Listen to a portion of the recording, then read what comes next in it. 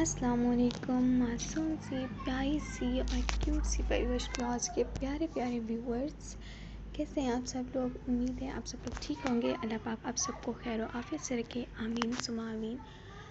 आज हम रीड करेंगे novel Kaif bye Rabia Khan, episode number 2। वो अभी अभी मदरसे से आकर सिर्फ बेड पर बैठी ही थी कि उसी वक्त किसी ने उसके कमरे का दरवाज़ा खटखटाया तो उसने चौंक कर चेहरा उठाया। राबिल, मैं हूँ अरहम। परसों ही अकबाल की मेहंदी थी और मेहमानों की आमद उनके घर शुरू हो चुकी थी। सिर्फ उनके ही क्या, उनके ऐन सामने बने जाहिर चचा के बंगले में भी खूब चहल पहल थी। साइमा फूफो आज सुबह ही आई थी और उसने सलाम दुआ के बाद मदरसे की राह ली थी, इसीलिए उसका सिर्फ उनसे सामना ही हुआ था और अब अरहम उसके दरवाजे पर दस्तक देकर उसे बुला रहा था। उसने बेख्तियार सिंगार आईने में अपना अक्स देखा। कंधे से कतरे नीचे को गिरते उसकी आंखों के हमरंग बाल चेहरे के इतराफ में बिखरे थे। एक नज़र उसने बेड पर गिरे दुपट्टे पर डाली, फिर एक बार फिर दरवाज़ा बजा तो उसके ख्यालात की बहती रूह ठहरी। उसने गहरा सांस लिया और बेड पर बिखरा दुपट्टा उठाया। दरवाजे तक जाते जाते वो उसे अपने चेहरे के गिर्द लपेट चुकी थी। एक बार फिर दस्तक हुई तो उसने दरवाज़ा खोला। सामने वो खड़ा था, लॉन्ग वाला कुर्ता ज़ेबतन किए, अपने असली नरम से अंदाज में मुस्कुराता हुआ, हमेशा की तरह हैंडसम। तुम क्या कर रही हो कमरे में बैठकर? ढोलकी है चाचू के घर, तुम नहीं चल रही? उसने बेख्तियार थूक निकला। दिल धड़क रहा था और होंठ आपस में मिस करते वो अजीब सी हिचकिचाहट का शिकार हो रही थी। अरहम ने उसे बगौर देखा। तुम नहीं चल रही? नहीं। वो अरहम, आप जाएं, मुझे थोड़ा काम है। कैसा काम? वो दरअसल मैंने अभी चंद दिन पहले ही एक इस्लामिक इंस्टीट्यूट में दाखिला लिया है। अब आप तो जानते हैं वहाँ कितना काम होता है। बस मुझे असाइनमेंट बनाकर जमा करवाने हैं, इसलिए नहीं जा सकती ढोलकी में। आप जाइए, रिदा और शीज़ा दोनों जा रही हैं, यकीनन आपको बोर नहीं होने देंगी। एक रस्मी सी मुस्कुराहट के साथ कहकर उसने बात ख़त्म की थी। अरहम के तासरार यकदम अजीब से रंग में ढले। तुम जानती हो कि तुम्हारी कमी कोई पूरी नहीं कर सकता। राबिल का दिल यकदम ज़ोर से धड़का, लेकिन ये सामने वाले के रोमानी लहजे के ज़ेरे असर नहीं धड़का था। उसका दिल बेसाख्ता खौफ से धड़का था। स्टडी टेबल पर रखी किताब की चंद आयतें लम्हे भर को चमक कर मानित हुई थी। उसने दरवाजे की चौखट को ज़ोर से थामा। सॉरी अरहम, मैं नहीं आ सकती। आप जा सकते हैं। लेकिन क्यों? तुम वहाँ से आकर भी बना सकती हो अपने असाइनमेंट्स। वाकई? क्या वो वाकई नहीं समझा था कि वो ढोलकी में क्यों नहीं जा रही? वो समझा नहीं था या फिर समझ कर भी अनजान बन रहा था। उसे जवाब देने में वक्त लगा। काम कुछ ज़्यादा है अरहम, मैं सच में नहीं जा सकती। थोड़ी देर के लिए भी नहीं? उसने एक पल को रुक कर इस कदर आस से पूछा कि राबिल को मना करना बहुत ही गैर मुनासिब लगा। क्या वो चंद पल के लिए भी नहीं जा सकती? बस चंद लम्हों के लिए। उसने लम्हों में फैसला करके अस्बात में सर हिलाया तो अरहम के चेहरे पर जज्बात के रंग ही रंग बिखर गए। वो बेख्तियार ज़रा सा झुका तो राबिल यकदम पीछे को हटी। अरे डर क्यों रही हो तुम? मैं तो बस तुम्हें करीब से देखना चाह रहा था, दैट्स ऑल। अच्छा, अब जल्दी से आ जाओ, मैं वेट कर रहा हूँ, फिर साथ ही चलेंगे।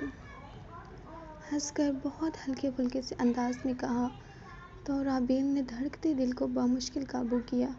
उसे अरहम का अंदाज बहुत नागवार गुजरा था, बहुत से भी ज़्यादा। जाने क्यों उसके दिल पर गिरने लगने लगी। दरवाज़ा बंद करके बेदिली से वार्डरोब की जानिब बढ़ते उसके अंदर बेजारिद हद से सवा होने लगी थी। स्याह और सुनहरे रंग का घुटनों से नीचे को लटकता फ्रॉक ज़ेबतन किए, सर पर स्याही हिजाब ओढ़े वो लाउंज में दाखिल हुई तो वहाँ साइमा पुप्पो और रामीन पहले से बरजमा थी। उसने एक नज़र पीछे से उन दोनों पर डाली। तैयारी देखकर लगता था गोया बस अभी वो ढोलकी के लिए निकलने ही लगी हों, लेकिन किसी वजह के बायस उन्हें रुकना पड़ा हो और फिर वजह भी उसे सामने ही नज़र आ गई। سامنے کے بڑے صوفے پر وہ بیٹھا تھا، لاپرواہی سے تھوڑی کھجاتا، انتہائی بیزار اور کوفت زدہ۔ وہ اس کی سوتیلی تایا زاد کا بیٹا تھا، معاذ احمد۔ اس کے دادا نے 2 شادیاں کی تھیں، بیک وقت 2 شادیاں۔ پہلی بیوی سے بڑا تایا جان تھے، جن کا اکلوتا سپوت ابھی لاؤنج میں بہت بیزاریت سے بیٹھا تھا، اور دوسری بیوی سے سائمہ پھپھو کے بعد اس کے بابا عابد اور چچا زاہد جڑواں بھائی تھے۔ بڑے تایا جان کا ان سے رشتہ نہ ہونے کے برابر تھا۔ دادی کے ساتھ شائستہ تائی کی پرانی چپلش کے باعث وہ اپنے گھر سے دور ہوئے تو پھر وہیں کے ہو رہے۔ نہ ان کا یہاں پر زیادہ آنا جانا تھا اور نہ ہی بابا اور چاچا ان کی جانب جانا پسند کرتے تھے۔ درمیان میں کوئی ایسی خاص بات نہیں تھی، لیکن دونوں جانب کی غیر دلچسپی کے باعث ان کے مراسم زیادہ نہ بڑھ سکے۔ رہا معاذ تو وہ ان کے ہاں بہت کم آتا جاتا تھا۔ اس کا رابطہ ان کے گھر آنے سے نہ ہونے کے برابر تھا، اور کچھ اس کا اپنا مزاج بھی کھچا کھچا اور روکھا سا تھا کہ وہ ہر کسی کے ساتھ گھلتا ملتا نہیں تھا، نہ ہی اسے لوگوں سے لمبی لمبی باتیں کرنے میں دلچسپی تھی۔ رابعہ نے اسے ہمیشہ بہت کم بولتے ہوئے دیکھا تھا۔ زیادہ تر وہ خاموش ہی رہتا، کوئی اس سے کچھ پوچھ لیتا تو وہ ان کی بات تحمل سے سن کر انہیں مختصر ترین جواب دیا کرتا تھا۔ آگے والا مزید سننا بھی چاہتا تب بھی وہ اپنا منہ دوبارہ نہیں کھولتا تھا۔ یہی وجہ تھی کہ عابد اور زاہد دونوں میں سے کسی نے اس کے ساتھ روابط رکھنے میں دلچسپی نہیں لی تھی۔ وہ شروع ہی سے اپنے والدین کے ساتھ دور رہا تھا اور اب بھی وہ اسی روایت کو برقرار رکھے ہوئے تھا۔ اسے ان سے مراسم بڑھانے کا کوئی شوق نہیں تھا۔ اس نے کھنکار کر گلا صاف کیا اور پھر سلام کرتی آگے بڑھ آئی۔ سب کی گردنیں یک بارگی گھومی تھیں۔ بیزار سے معاذ نے بھی ایک پل کو سر اٹھا کر اسے دیکھا تھا، اور پھر لمحے بھر کے لیے وہ حیران رہ گیا۔ پھپھو تو اسے دیکھتی ہی نہال ہو گئی تھی، اٹھ کر اسے گلے سے لگایا اور پھر الگ ہوتے ہوئے ماتھے پر پیار بھی کیا۔ وہ خواہ اس والہانہ پن پر مسکرانے لگی، البتہ اس نے معاذ کا حیران ہونا محسوس کر لیا تھا۔ کیسا ہے میرا بچہ؟ صبح سے ویٹ کر رہی ہوں تمہارا۔ کہاں تھی تم؟ کہاں بزی ہو آج کل؟ بس آپی، اب کیا بتاؤں آپ کو، سارا دن اپنے کمرے میں پتہ نہیں کون سی کتابیں پڑھ رہی ہوتی ہے یہ محترمہ۔ بلاؤ تب جا کر کہیں باہر نکلتی ہے اپنے کمرے سے۔ کیوں بھائی، اتنا پڑھنے کی بھی کیا ضرورت ہے تمہیں اب؟ وہ اسے ساتھ لپٹائے ہی صوفے پر بیٹھی تو اس نے ایک پل کو مسکرا کر انہیں دیکھا۔ پھپھو، دراصل میں نے مدرسہ جوائن کیا ہے۔ کیا جوائن کیا ہے؟ سائمہ کو لگا جیسے انہوں نے کچھ غلط سن لیا ہو۔ مدرسہ پھپھو؟ اس کے گال بے ساختہ گلابی ہوئے تھے کہ ناخن سے اس نے معاذ کا چہرہ بھی دیکھا۔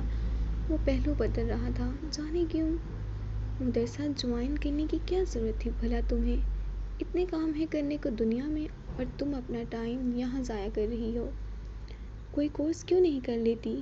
کسی انسٹی ٹیوٹ کو بجانا سیکھو، کوئی اور تخلیقی کام۔ یہ تم کیا کرنے لگی ہو؟ انہیں ایک آنکھ نہیں بھایا تھا اس کا مدرسہ جانا۔ اس نے بمشکل حلق سے تھوک نکلا، سینہ تنگ ہونے لگا تھا۔ کیا اب انہیں بھی وضاحتیں دینی پڑیں گی؟ یا اللہ، نہیں، وہ پہلے ہی ہلکان ہو چکی تھی ان سب کو سمجھاتے سمجھاتے۔ پھپھو، دراصل وہاں کا ماحول بہت اچھا ہے، ٹیچرز بھی بہت اچھے ہیں، اور وہ لوگ قرآن بھی بہت اچھا پڑھاتے ہیں، بس اس لیے جوائن کیا میں نے بھی۔ اب وہیں مصروف رہتی ہوں یا پھر خود سے لاپرواہی برتتی ہو۔ اسکن کو دیکھو کس قدر خراب ہونے لگی ہے تمہاری۔ تم لڑکی ہو رابعہ، اگر تم نے اپنا مکمل طور پر خیال نہ رکھا تو وہ دن دور نہیں جب تم عین جوانی کے وقت میں بوڑھی نظر آنے لگو گی۔ ردا اور شیزہ بھی تو ہیں، چھوٹی ہیں تم سے، لیکن سیلف کیئر کی وجہ سے کتنی کھلی کھلی سی لگتی ہیں۔ کچھ ان سے ہی اپنا پرواہ کرنا سیکھ لو۔ اس کے گال ایک بار پھر سے گلابی ہوئے تھے۔ دل کیا بس ابھی بھاگ جائے یہاں سے اٹھ کر، ہر کوئی آخر ایک ہی بات کیوں کر رہا تھا؟ پھپھو، میں رکھتی ہوں اپنا خیال۔ اس کی منمناہٹ کسی نے سنی ہو یا نہ سنی ہو، معاذ نے ضرور سن لی تھی۔ جبھی وہ دونوں ہاتھ باہم ملاتا آگے کو جھک کر بیٹھا، اب کہ اس کا چہرہ واضح ہوا، سرمائی آنکھوں کے کانچ بے حد پرکشش تھے، کھڑے نگوش اور آخری حد تک بیزار مزاج۔ بلا شبہ وہ بہت وجیہہ تھا، ارحم سے کہیں زیادہ وجیہہ اور ہینڈسم۔ ارحم کی انٹرنشپ مکمل ہو گئی پھپھو؟ اس نے یکدم سوال کیا تو رابیل سمیت دونوں خواتین نے بے چینی سے اس کی جانب دیکھا۔ اچھا تو اسے بولنا آتا تھا؟ جی بیٹا، بس اب ہو چکی ہے مکمل، حال ہی میں اپنے پاپا کے ساتھ آفس جوائن کیا ہے اس نے۔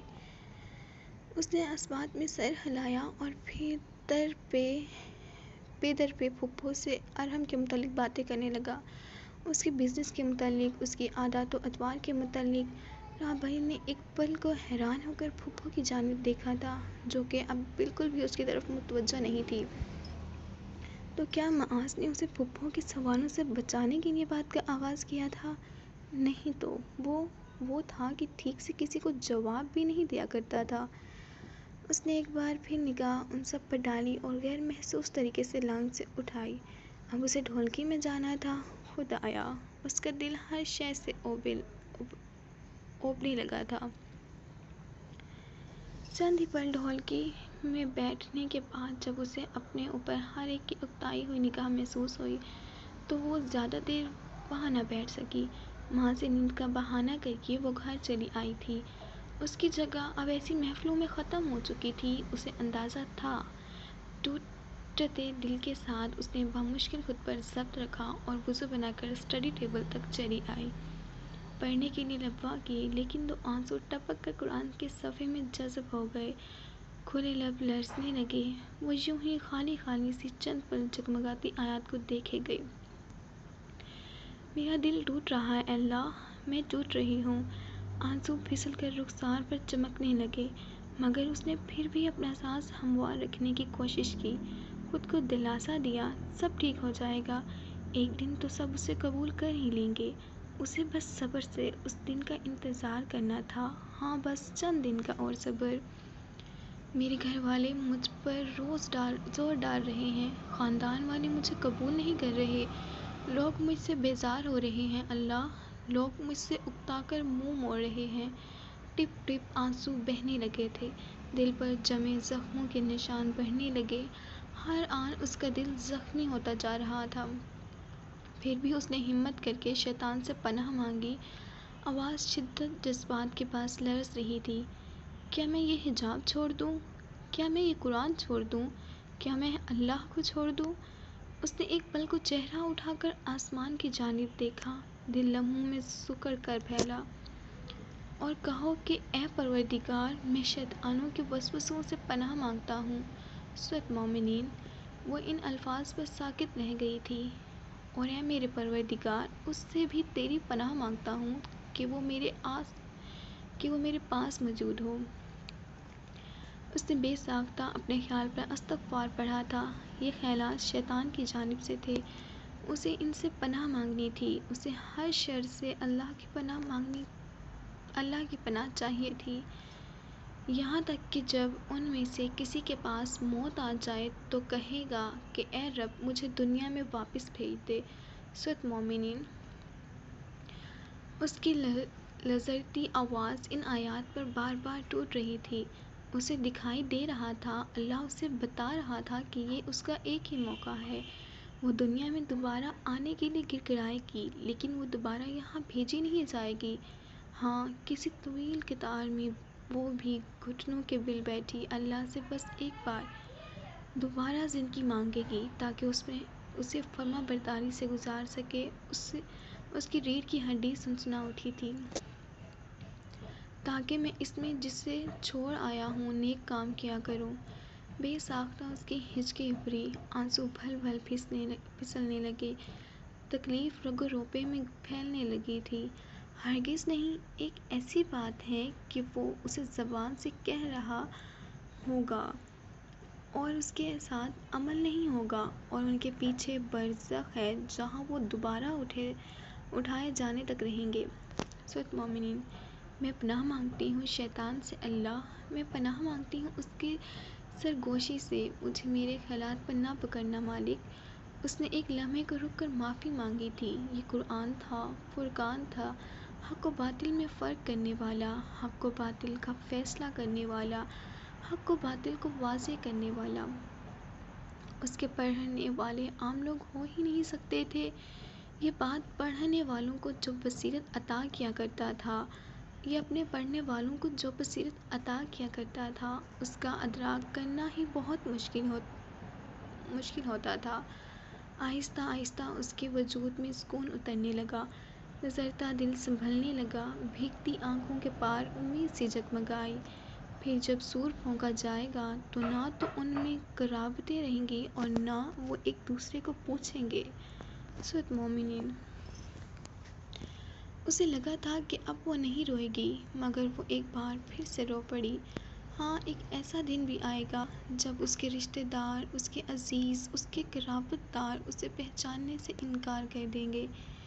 ایک دن ایسا بھی آئے گا جب مائیں اپنی اولادوں کو بھول جائیں گی، کوئی کسی کو یاد نہیں رکھے گا۔ ہاں، ایک دن ایسا آئے گا، ایک دن ایسا آنے والا تھا، ایسا دن جس میں کوئی کسی کا بوجھ نہیں اٹھائے گا۔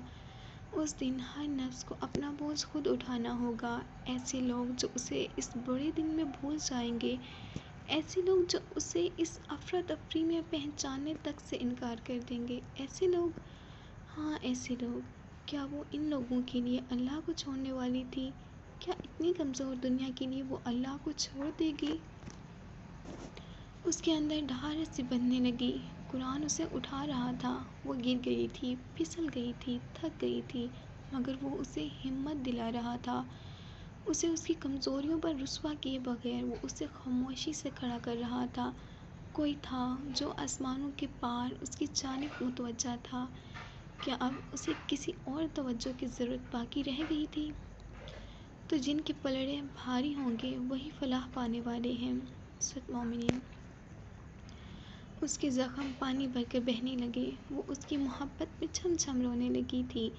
ایک جانب وہ اگر سختی سے کلام کیا کرتا تھا تو عین اسی جانب وہ بندوں کو تھام کر انہیں دلاسا بھی دیا کرتا تھا۔ کوئی اس جیسا آخر تھا ہی کب؟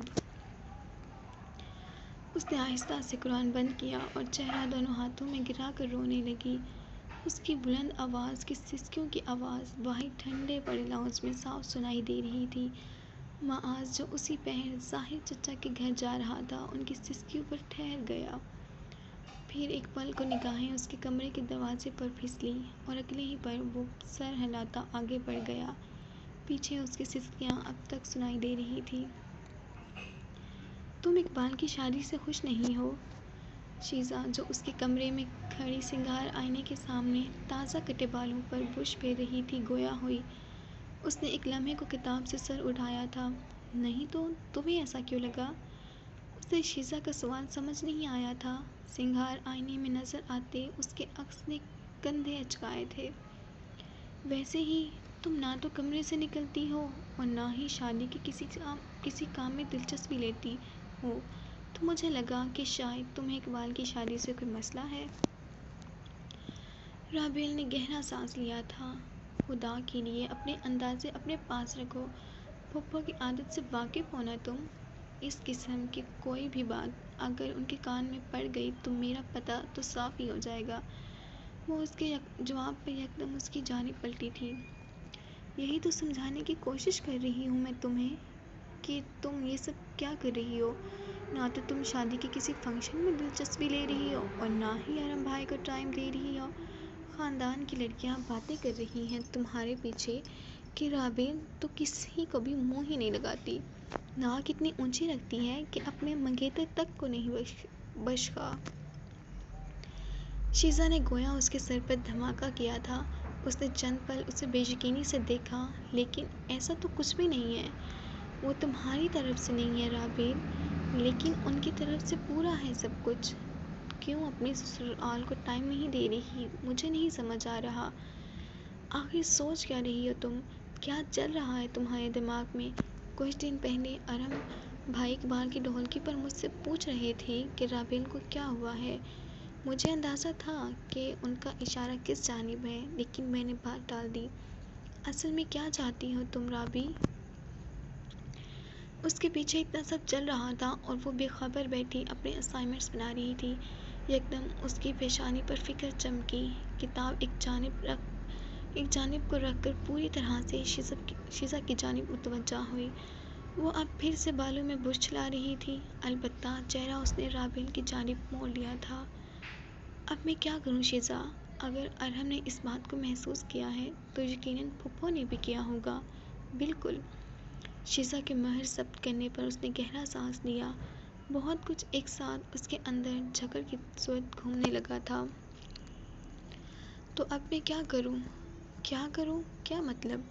بھائی باہر نکلو کمرے سے، شادی کے کاموں میں دلچسپی لو، لوگوں سے ملو جلو، ڈھولکیاں اٹینڈ کرو، ارحم بھائی اور پھپھو کو خاص ٹائم دو، تب جا کر زبانیں بند ہوں گی خاندان والوں کی۔ اور پلیز رابی، اپنا یہ دوپٹہ مت لپیٹنا سر پر۔ آخر میں اس نے اکتا کر کہا تو رابیل کے اندر یکدم چھن سے کچھ ٹوٹا۔ اسے شیزا کے آخری جملے سے بے حد تکلیف ہوئی تھی۔ لیکن میں حجاب کرنے لگی ہوں، یہ بات تم بھی جانتی ہو، اور ماما بابا کو بھی میں نے بتایا تھا اپنے فیصلے کے بارے میں۔ تو کیا ہوا؟ پھپھو یا ان کا بیٹا تو اس بارے میں نہیں جانتے نا؟ اور سچ پوچھو تو تمہاری زندگی کا اصل محور تو ارحم بھائی ہی ہیں۔ تمہیں اپنے آپ کو ویسا ہی ڈھالنا ہوگا جیسا وہ چاہیں گے۔ محور ارحم بھائی ہے؟ اس نے نہ سمجھی سے ایک لمحے کو شیزا کی پشت دیکھی۔ ابھی چند دن پہلے ہی تو کسی اترتی فجر میں اس نے اللہ سے کہا تھا کہ اب اس کی زندگی کا محور صرف وہی ہے، اب اس کی زندگی صرف اسی کے لیے ہے۔ ایسے میں یہ ارحم کہاں سے آ گیا تھا؟ میری زندگی کا محور ارحم ہرگز نہیں ہے۔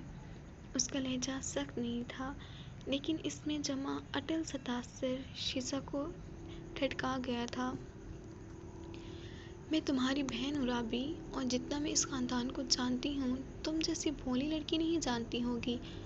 بھلے ہی تم مجھ سے عمر میں بڑی ہو، لیکن کچھ معاملات میں تم بالکل بیوقوف ہو، اور میں تمہیں سمجھا رہی ہوں کہ تمہیں اپنے فیصلوں کا خمیازہ بھگتنا پڑے گا۔ میں نے کچھ بھی غلط نہیں کیا ہے شیزا۔ اس نے بہت کوشش کی تھی اپنی آواز کو مضبوط رکھنے کی، لیکن کچھ تھا جو اس کی لرزش پر غالب آنے لگا تھا۔ جو بھی کرو سوچ سمجھ کر کرنا۔ ان بیکورڈ باتوں کے پیچھے اپنا بنا بنایا رشتہ خراب کرنا سراسر بیوقوفی ہے رابی۔ تمہیں اگر اپنا رشتہ بچانا ہے اور بابا کی عزت کو سنبھالنا ہے تو تمہیں پھپھو کی یا ان کے بیٹے کی بات ہر حال میں ماننی پڑے گی۔ تمہارے پاس اس کے علاوہ کوئی چوائس نہیں ہے۔ وہ کہہ کر کمرے سے باہر نکلی تو اس نے سر بے ساختہ دونوں ہاتھوں میں گرا لیا۔ آنسو آنکھوں سے ابلنے لگے، لیکن اس نے گہرے گہرے سانس لے کر بہت سا نمکین پانی حلق میں اتار لیا تھا۔ یہ تو سفر کا آغاز تھا، کیا اس کے آغاز میں ہی رونا شروع کر دے گی وہ؟ اور اگر وہ آغاز ہی میں رو کر کمزور پڑ گئی تو منزل تک کیسے پہنچے گی؟ کیا منزلوں تک ایسے پہنچا جاتا تھا؟ اس نے بے دلی سے کتاب ایک جانب کو کی اور بیڈ سے پیر نیچے اتارے۔ اسے ابھی کے ابھی اپنی بات اللہ تک پہنچانی تھی، اسے ابھی کے ابھی نماز پڑھنی تھی، ہاں ابھی کے ابھی۔